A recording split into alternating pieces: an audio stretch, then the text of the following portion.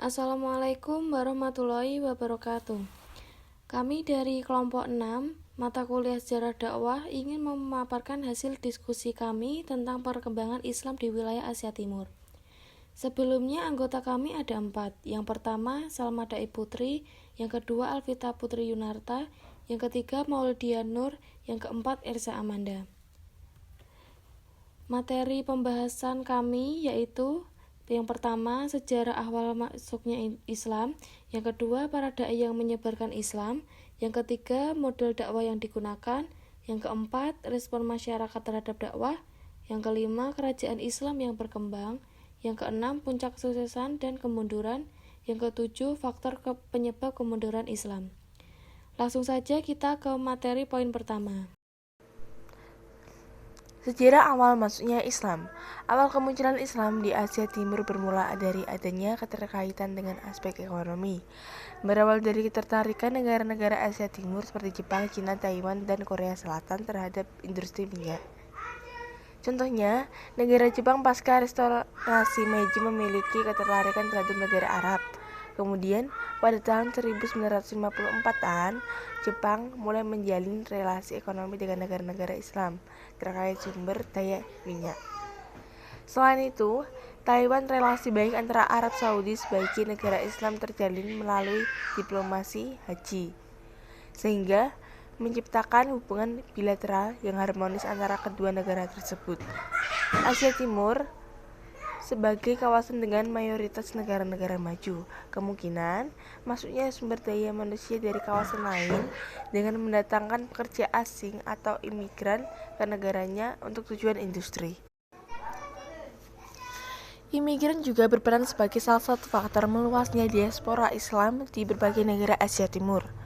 Lalu, kedatangan tenaga kerja dan mahasiswa asing yang tinggal di Asia Timur juga turut membentuk komunitas-komunitas religius Islam.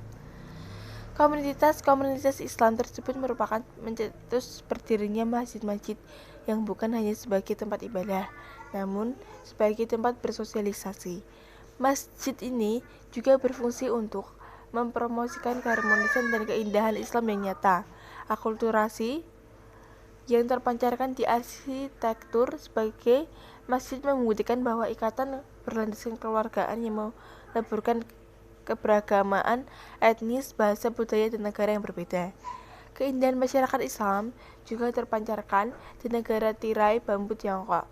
Tiongkok, meskipun negara yang berhaluan komunis, tidak menghalangi pendatang asing khususnya dari wilayah Turki untuk menetapkan dan menciptakan komunitas Islam sebagai Uyghur sebagai wujud diaspora Islam di negara tersebut. Para dai yang menyebarkan Islam. 1. Dibawa oleh saudagar-saudagar Arab yang datang di sekitar Bandar Kanton Guangdong dan Bandar Kua. 2. Literatur mengenai Islam yang dikenal dari Eropa. Yang ketiga, usaha perniagaan darat dan laut di masa dinasti Tang. Model dakwah yang digunakan. 1. Mauizah hasanah. Berdakwah dengan memberikan nasihat-nasihat atau menyampaikan ajaran-ajaran Islam sehingga apa yang disampaikan itu dapat menyentuh hati mereka. Yang kedua, mujadalah. Berdakwah dengan cara bertukar pikiran dan membantah dengan cara yang sebaik-baiknya dengan tidak memberikan tekanan-tekanan kepada sasaran dakwah. Yang ketiga, perkawinan.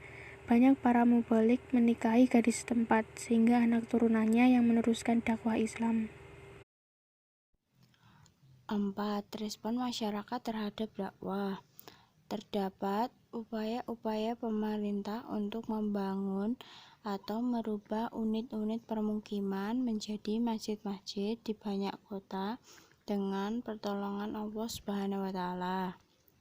Juga ingin membangun perusahaan-perusahaan yang diharapkan akan menghasilkan buah-buahan.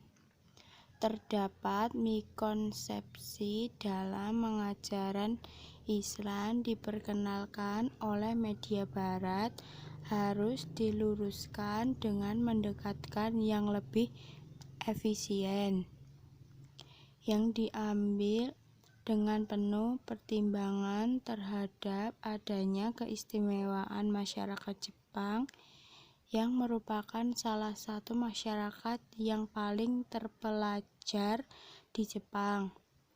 Allah adalah Tuhannya orang Islam, dan Islam adalah agamanya Muhammad.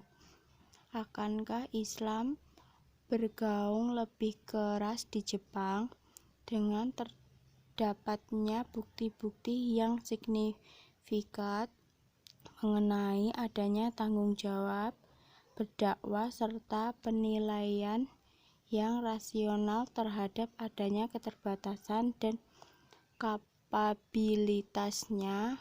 Komunitas Muslim menunjukkan komitmen yang lebih kuat untuk melaksanakan kewajiban dakwahnya dengan cara yang terorganisir.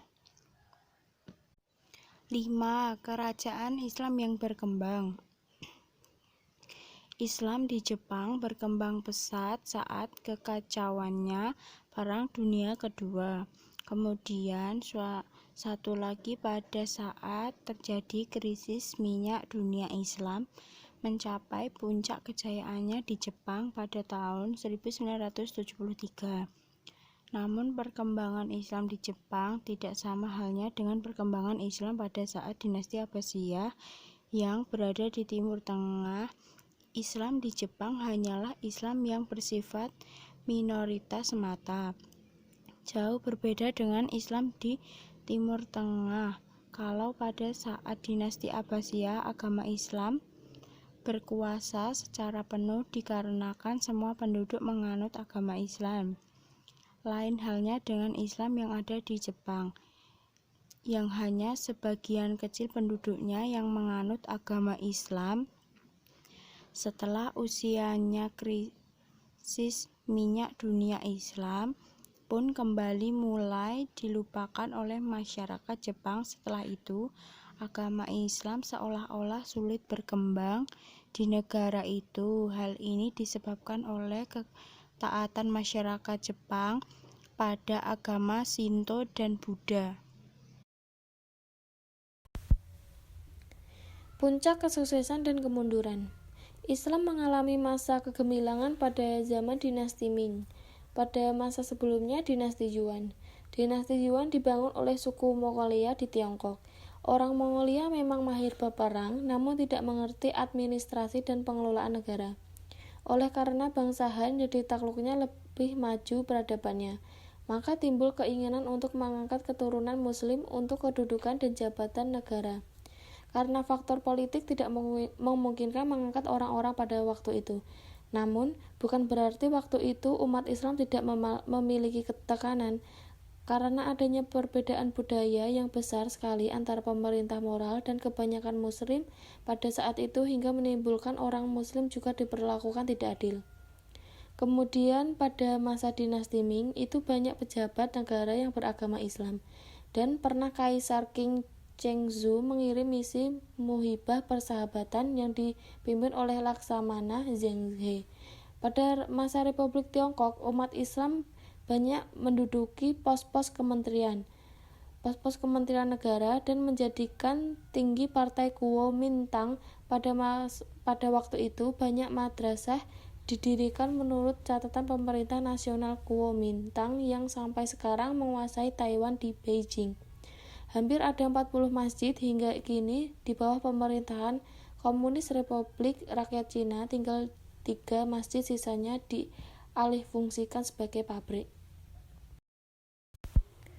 Faktor penyebab kemunduran Islam.